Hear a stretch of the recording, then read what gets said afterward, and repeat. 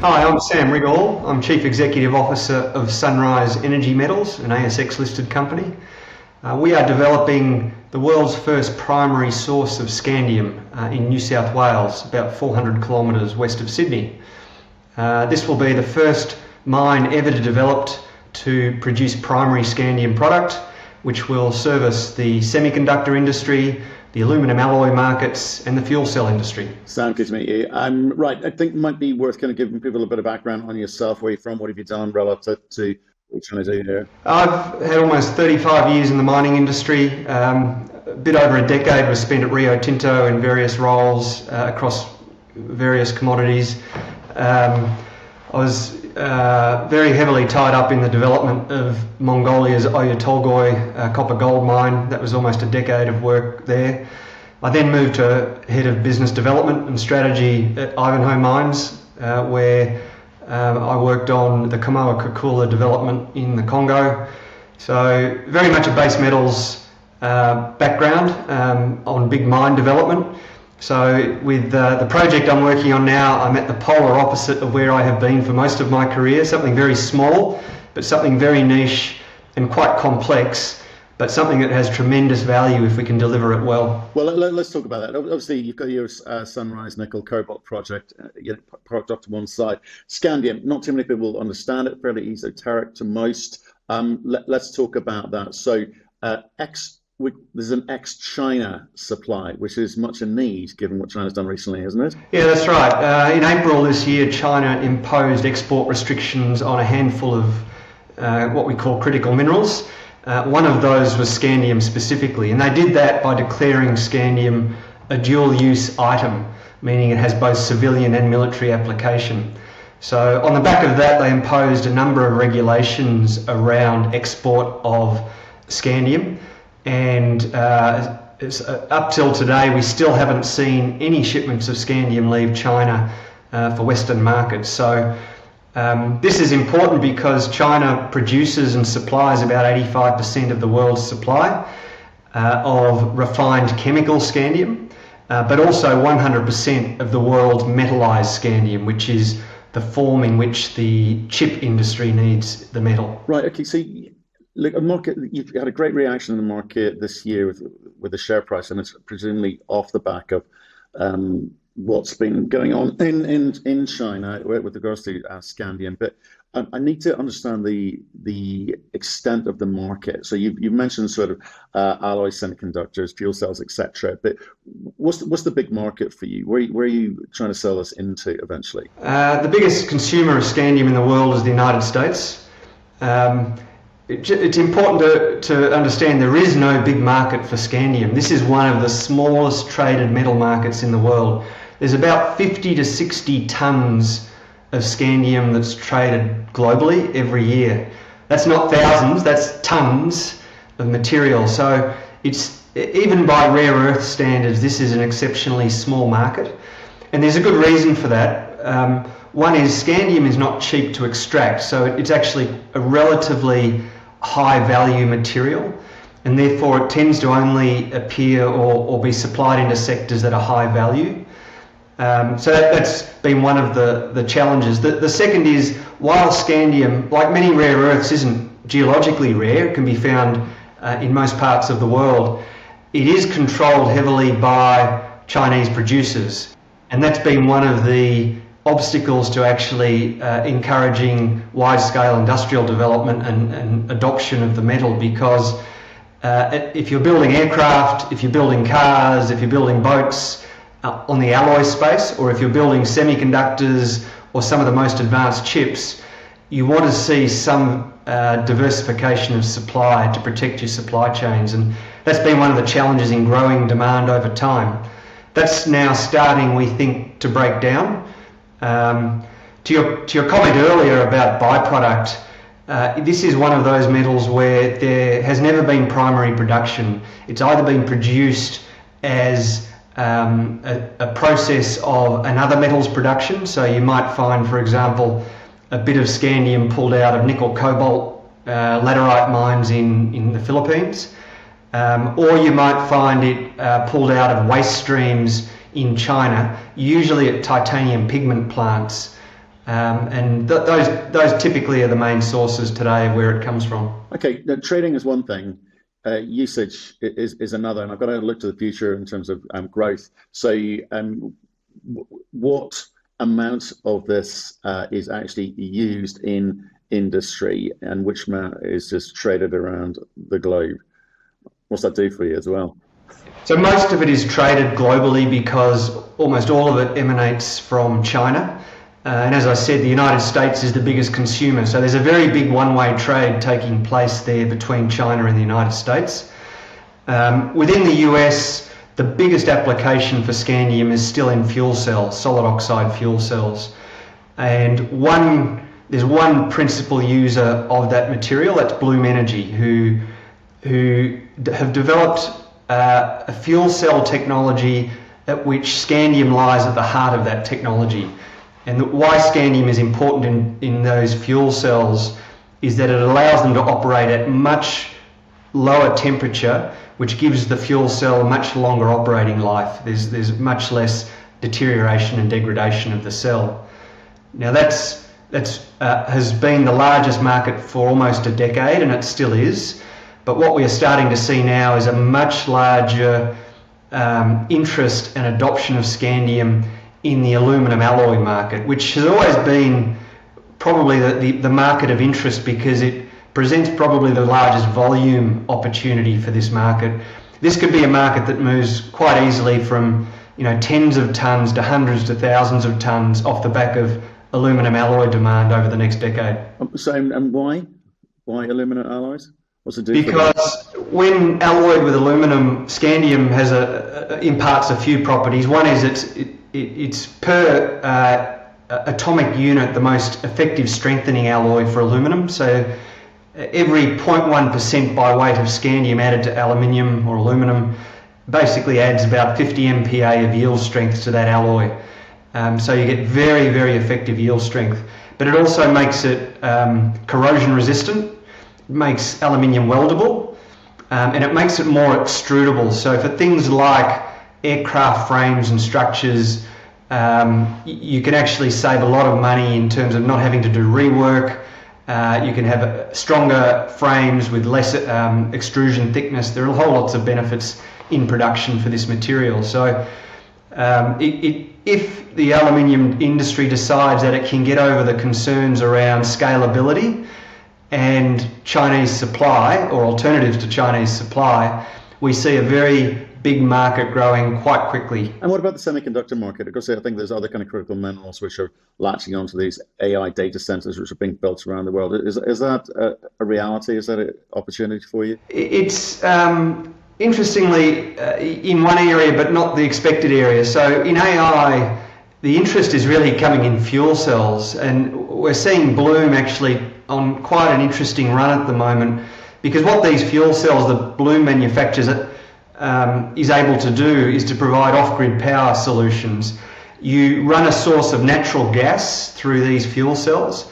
You get an electrolytic chemical reaction as the gas runs over these scandium stabilized electrolytes, and it produces electricity. So you find these fuel cells emerging in quite remote regional areas where you want to develop infrastructure off the grid or have backup power off the grid. And Bloom looks as though in the next sort of 5 years we'll be building as many fuel cells over that period as they've built in the last 10 to 15 years. So there's certainly demand for its product. When it comes to the chips themselves, we're talking about a chip that's not a compute chip. So the scandium chips that we talk about here are for radio frequency filtering. They're communications chips. And this market emerged for scandium quite recently, probably about 2019, 2020, when Apple started using chips with scandium in the chip. And the reason they use scandium is that it actually provides a much higher frequency filtering function than traditional materials. So when you think of that transition we went through a few years ago on our phones, when we looked at 3G on our phone and it suddenly moved to 5G, It had a quick step through 4, but that transition from 3G to 5G has been made possible solely by Scandium. And that's because Scandium provides much more effective radio frequency filtering in these chips, which enables your mobile phone, your Wi-Fi tower, your modems to be able to filter out extraneous noise and focus on much smaller sections of the radio frequency spectrum to pick up signals that require higher bandwidth. Okay, and talk to me. Okay, so the RF filter and chip manufacturers, right? Okay, so talk to me about the how you sell into the market, because you've got semiconductors, aerospace, alloy manufacturers, and I guess other growth sectors may be restrained by the fact that there's not a lot of this stuff around that could be, I guess, designed into products going forward. So the market is growing, one presumes. How do you, as a small company, work out how you sell into the market? Do you go via traders, or do you lock into some of these directly, like US DoD, for instance? No, we would sell direct. So our plan is to build a Scandium mine and refinery in New South Wales.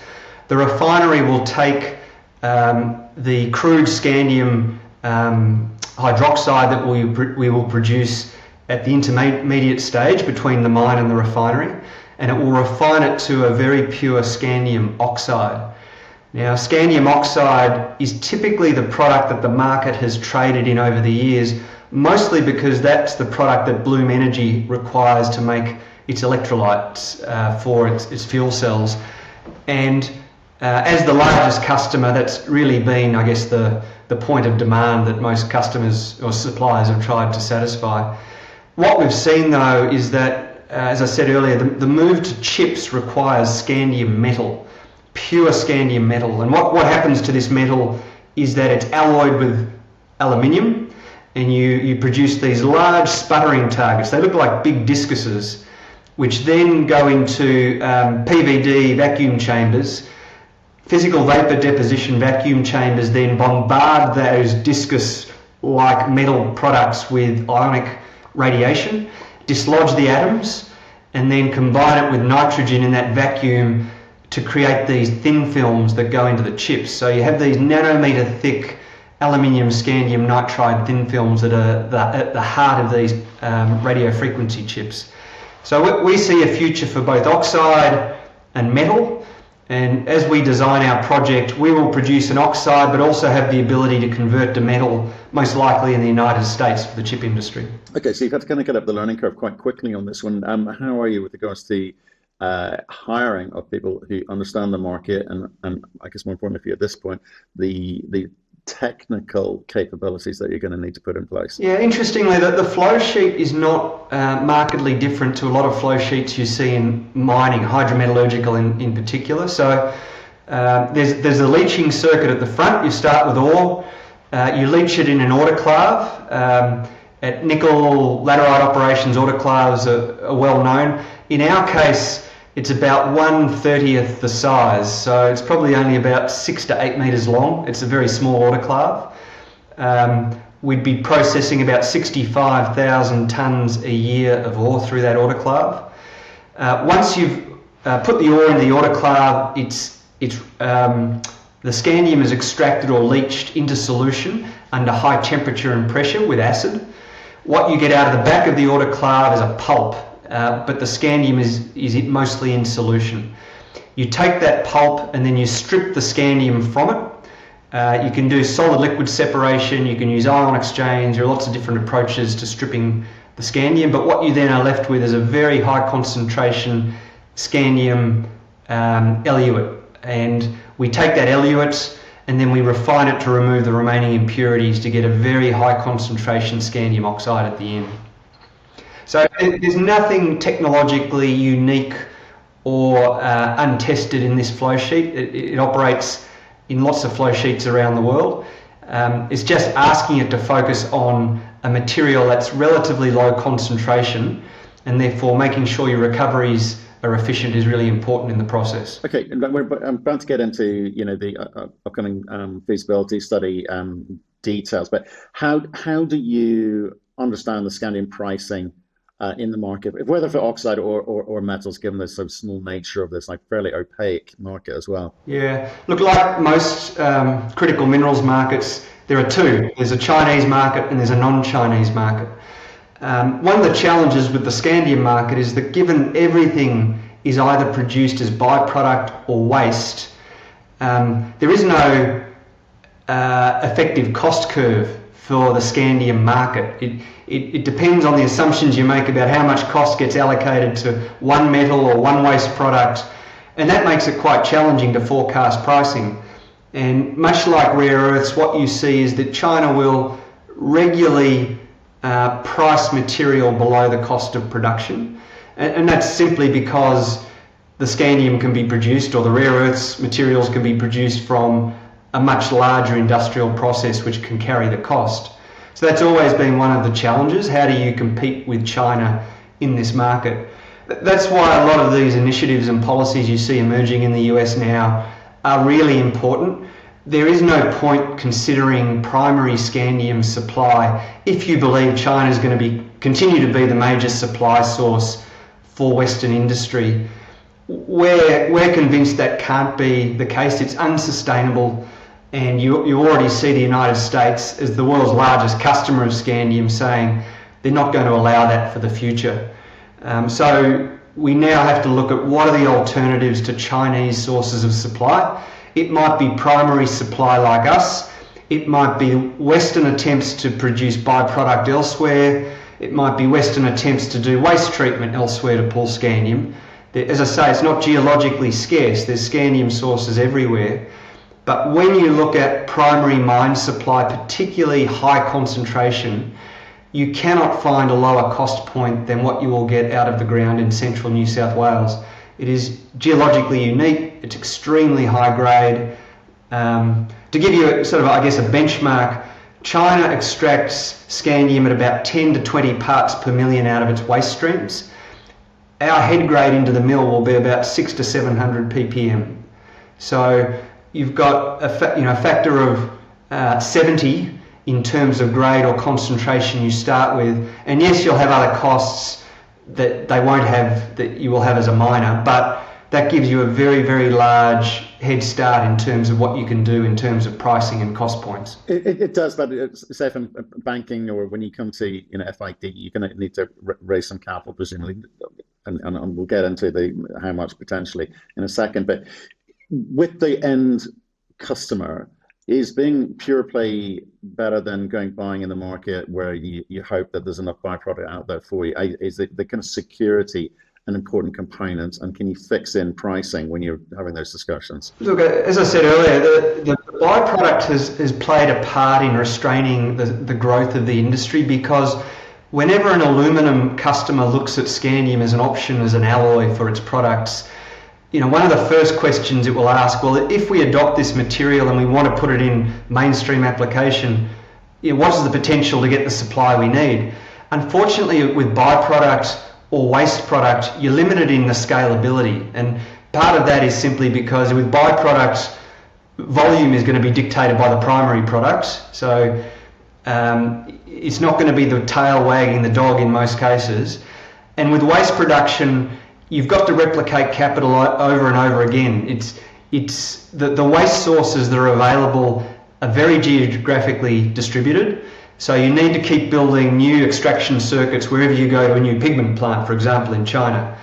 It's not particularly efficient to scale.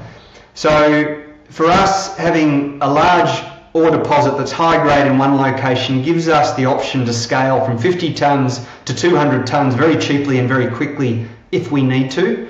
That scalability just isn't there for aluminium customers if it's byproduct or waste treatment. And this is the chicken and egg problem we've always had with customers. They want to grow this market. They can see the value of scandium in their product, but they can never get comfortable that there is going to be enough if they commit to it, and that there are going to be alternatives to China. So that's what we're trying to address with this project. Well, I guess the other bit of that chicken and egg bit is how do you get funding? Because if I'm back in banking mode, I'm thinking how much of this do I want as fixed contract versus maybe going to the spot market. So how do you hedge against pricing variation in the market? Because you can't be eternally optimistic on these things, can you? No, you can't. But look, all you can do is be honest with the customer and say, to generate a reasonable return of capital that would allow us to raise the money we need to build this thing, this is the price we need. Now, often that will be a price that is above the Chinese traded price into Western markets, but that's the reality if you look at any rare earth or critical mineral today. That this is the problem every developer is facing. And there are different ways to deal with this issue. One is you can look at it as a financing problem and look at financing solutions that might be more flexible for Western mine development versus Chinese mine development. Some of that might be on the equity side, some of it might be on the debt side. You can look at it from a marketing challenge and look at, well, how does maybe floor pricing address some of these problems? And you're starting to see governments think about, well, if we provide price floors for some of these materials, will it encourage new supply options into the market? So the market is in the early stages of thinking about how do you put in place a market mechanism that encourages investment in sort of non-Chinese supply. And I'm confident we are going to get there one way or another. I think for us, with Scandium and this Syerston project we own, one of the good things is it's a pretty small project. As I said, it's not a big footprint in terms of the plant. Capital is pretty low to build something like this, but for the low capital, you are building enough capacity to replace all of China's supply today. We could with this one mine replace 100% of China's production out of New South Wales today for a very, very low capital outlay. That's the opportunity. Okay, but let's look at that, because obviously there's the byproduct market. I don't know the size of that, and there's going to be other players coming into play here. So what do you think is the addressable market, and what do you think is the realistic percentage of the market that you can capture? So the market today is probably 50 to 60 tonnes a year of oxide equivalent into the market. We will build 40 to 50 tonnes of capacity ourselves at our mine, but we are very confident, even if you just extrapolate past growth, which has been modest because of all these issues we've discussed on adoption, you're probably going to see 100 tonnes of demand by the end of this decade. That's just extrapolating past growth. We see so many new applications coming in though, particularly in the alloy market, that if we can break this chicken egg problem and encourage adoption, we can see quite easily a few hundred tonnes of demand by the end of this decade or early next decade, where our project will fit very nicely into expansion options to service a lot of that demand. We've designed it with the ability to expand cheaply and quickly if it's needed. There's lots of space being left on the plant site to do that, and it won't be expensive. As I say, you can scale these things with pretty efficient capital outlay. So what's important to you as a business plan? What's important to you? Because obviously the market reacted very strongly to the MP Materials investment by the DoD and Apple in there as well. Big sums of money, critical minerals finally being taken seriously. And I think all kind of critical minerals had a little bump off the back of that. You certainly have in your company. How do you take advantage of the situation now? How do you make it a reality rather than a kind of momentum play? We have to let the material and the market speak for themselves. And you know, whether it's Europe, whether it's the United States, they will make calls on where their priorities are. And we can argue until the cows come home whether their assessments on what's a priority and what's not is an informed assessment or a learned assessment. They're learning themselves about where their risks and vulnerabilities are. All I can say for Scandium is that certainly in the semiconductor industry, there is so much military technology now that's dependent on these high-performance radio frequency filtering chips. I mean, to give you a sense, that probably the best commercial phones and radio frequency chips operate 5 to 7 gigahertz. Military applications are looking up to 13 at the moment. The best scandium containing technology has been proven to work up to 20 plus gigahertz. So there is scandium available to do a lot of the heavy lifting today, plus more. Scandium is going to be what takes us into 6G broadband and beyond, and that's what's needed. So the US government understands this. You look at what the Department of Defense is looking for in the submissions it's making publicly for raw material supply. Scandium's on the list for stockpiling, scandium's on the list for weapons development alloys, scandium's on the list for semiconductor technologies, for memory chips. It's embedded there in the technology, and all we can do is just highlight the fact to the government, look, these are the customers we work with in the US. They have a supply problem today because there's no scandium coming out of China. You need to think 2 to 3 years ahead about where this market is going to be, because that's going to be the timeline to bring new mine supply on. We should have been doing this 2 years ago when we were first speaking to them, but it's taken them this long to understand there is a problem. So how do you differentiate scandium from the heavy rare earths or the light rare earths? They tend to get a lot of the airplay. Well, it has to compete on the markets it services, and those markets are important. And I can tell you, certainly in the alloys industry, almost every aerospace sector that is focused in the defence contractors for Department of Defence, if it comes to alloys that go into aerospace, there's almost scandium in there somewhere now. Scandium used in printed components, scandium used in cast, rolled, extruded parts. It's becoming a key component. And China's not sitting on its hands either. I mean, Comac hasn't built many planes yet. It's trying to deliver more into the market.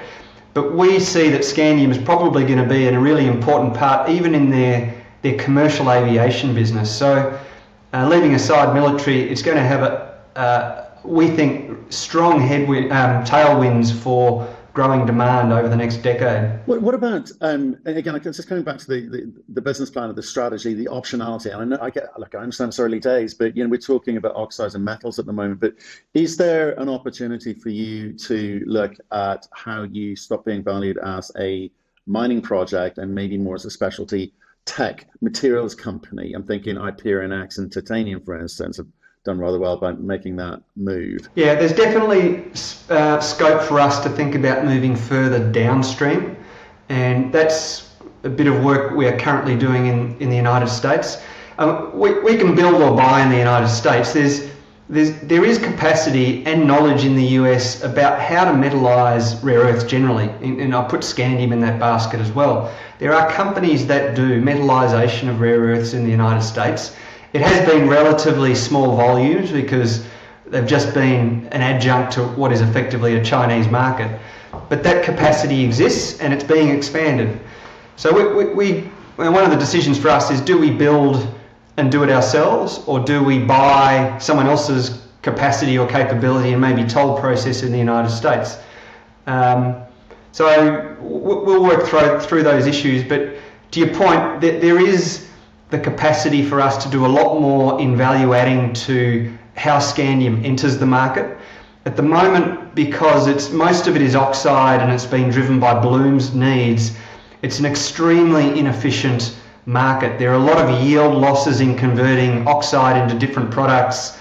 If we started with a blank sheet of paper, which is the way we are thinking about it, we'd do it quite differently in terms of the products we could produce and sell into the market and convert much more efficiently than is done today. Okay, interesting. Well, look, back to today. You've got a feasibility coming up, is that right? And when's that due? Yeah, but end of September 25, we'll have that out. Right, okay. So based on what you know with the economic studies to date, can you give us a sort of sense of where you are today, and what you think you're going to get out of or what you would like to get out of the feasibility study? It's based on a feasibility study that was done back in 2016, which again looked at just a scandium only development. And the reason we didn't proceed with the project back in 2016 is when we went out to the market, we could only realistically see 10 to 15 tonnes of demand back in 2016. Now the market's grown, as I say, to 50 to 60 tonnes, so it's still not big, but there is enough demand now to absorb enough volume to make mining worthwhile. So what we've done is we've taken the old flow sheet and the metallurgical test work that was done 8 years ago, We've updated the capital estimate, so we've bid out all of the packages, and we've got firm quotations on all those. The operating cost model's been updated. We've been doing additional drilling around the high-grade scandium zones at the resource, so there'll be an updated mineral resource estimate shortly. That will feed into the ore reserve and then the mine plan.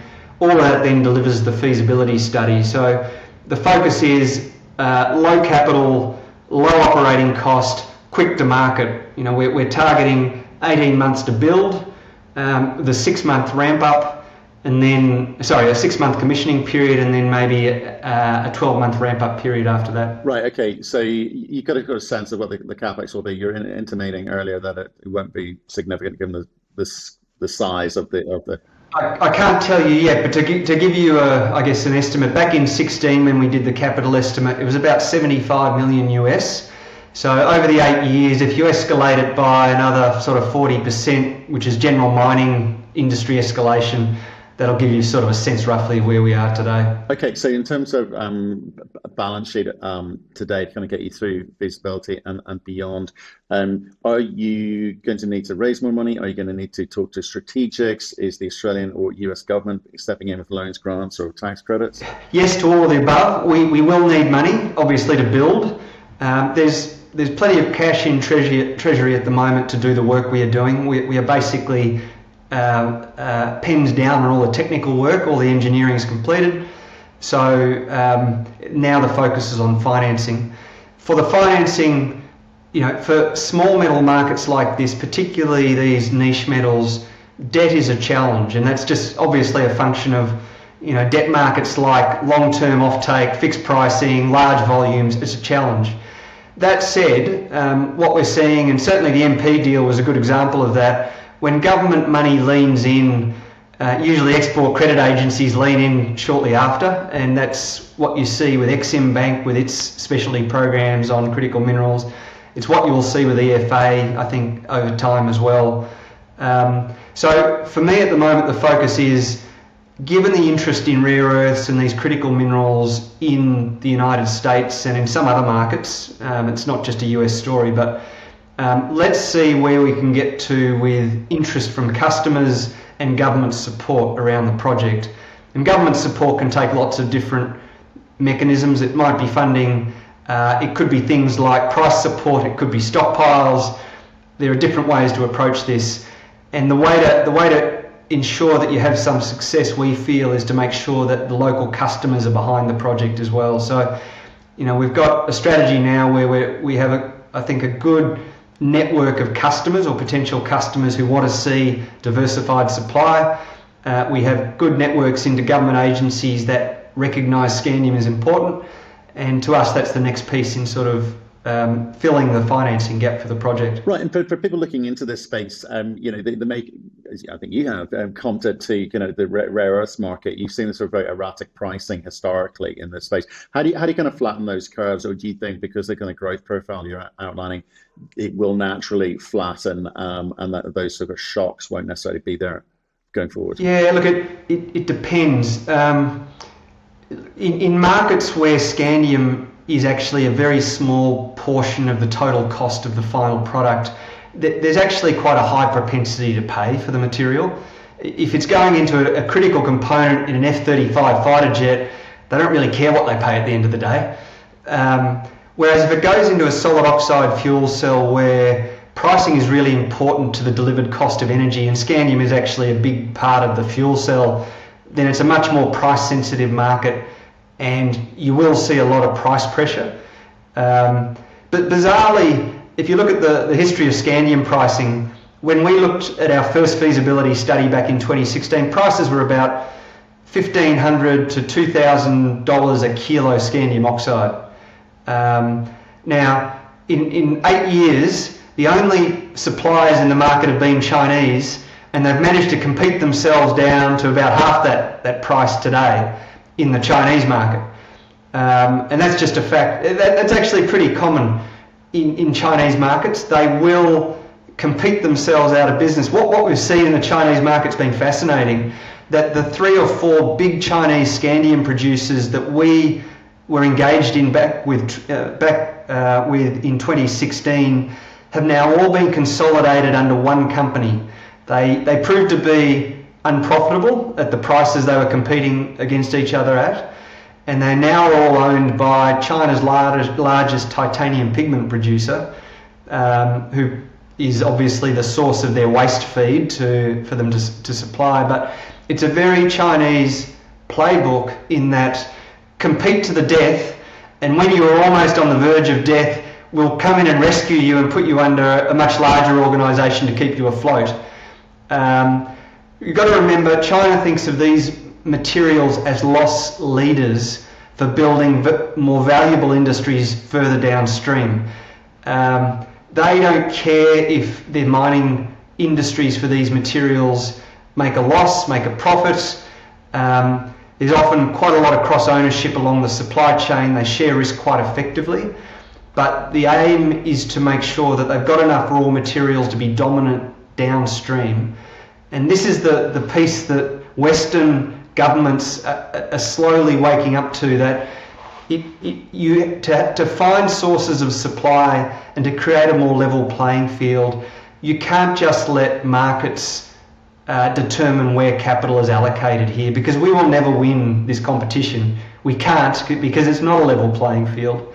So there is good thinking going into it, but we need to demonstrate that with this project we have something that is low cost, and as it expands it will be able to compete with any source of Chinese production. 50 tonnes for a mining project is tiny.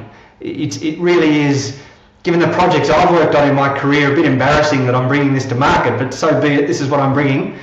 The aim eventually, though, is to build something that's hundreds of tonnes or thousands of tonnes of capacity, because we know that if we can do this at scale, we can hit a cost point that is far lower than the price of scandium in the market today. And that's the objective. Use economies of scale in mining to make this ultra competitive. Right, and look, and I want to talk about first mover advantage, right? But it's a kind of catch-22 situation. If you're first to market, it's a kind of major barrier to a lot of the other maybe wannabe pure play Scandium companies who want to enter. But at the same time, you're the first mover. Maybe the market doesn't quite understand the vagaries of the market. So how do you kind of navigate that path? It can only be navigated with customers. So unless I have customers who say to me, we are absolutely committed to building an alternative to Chinese supply chains, and we will support you for the first 5 years of operation, and this is how we intend to support you, there's no point building the mine unless I have that sort of assurance from customers. What customers want to see at the moment is, well, how are you going to finance this thing? And can you deliver the same spec and reliability that our Chinese suppliers have always supplied to us? Because China is, we complain about them, but they're excellent suppliers. They're cheap, they're responsive, they're innovative, they look to how they're going to solve their customers' problem. And that's the mindset we're going to have as well if we want to succeed in this market. But at the end of the day, we need our customers to support us.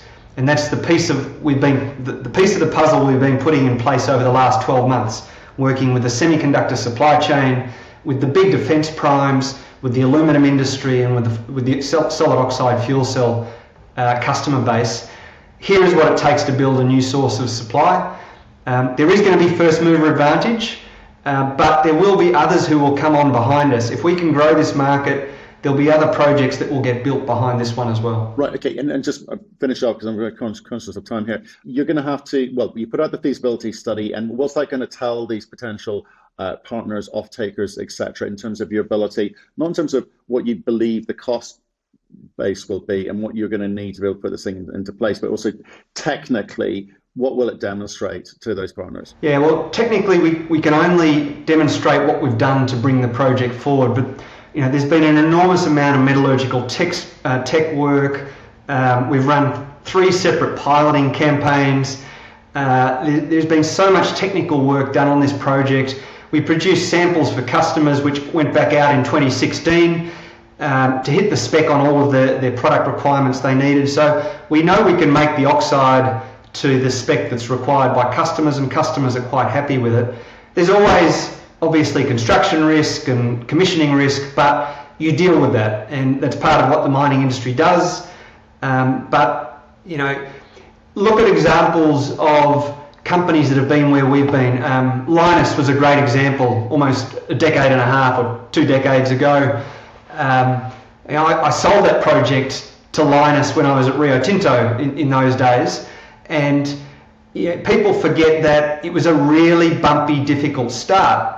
But this is a $5 to $8 billion business today, because people see the strategic need once it's up and running for it to grow and to be able to service markets that are at risk. And we see, niobium's another great example of a market that started very small, but as the strategic implications of the metal became apparent, and you had a mineable source of supply that could be expanded readily, in this case out of Brazil, that market grew.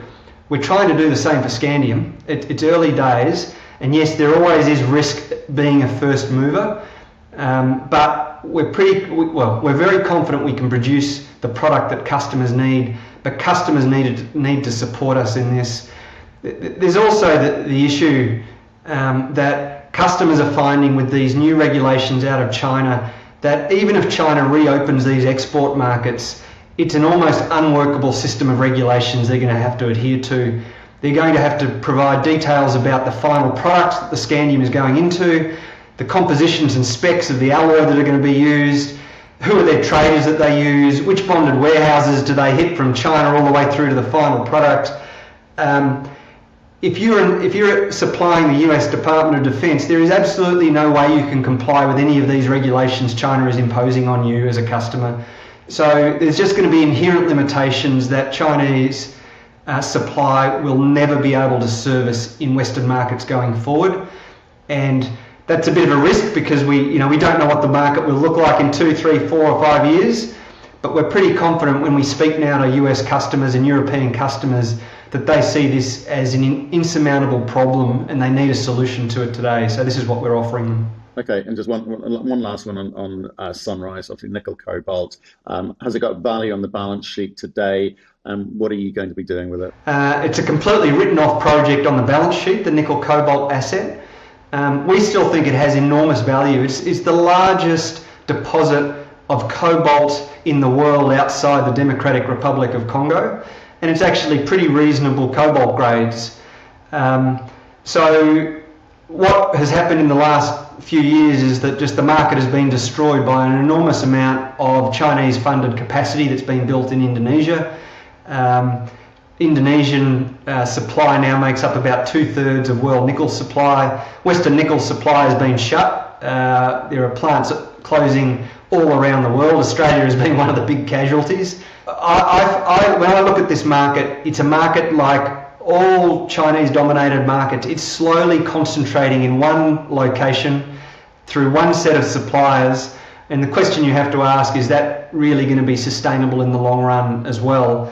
You've got the added complication of it's not being produced out of China, it's being produced in a different country by Chinese companies, and how willing Indonesia is going to be prepared to pay for the social and environmental costs that we can already see. I mean, it's just having a huge impact environmentally and socially across Indonesia. So it's a miserable market at the moment, but if nickel has taught us anything over 30 years, it's probably one of the most volatile markets too, and it can come roaring back very, very quickly, particularly when there's a supply shortage. So it's an option value that has no cost to us today, but a lot of upside. Sam, appreciate your time today. Thank you very much. Thanks, Matt.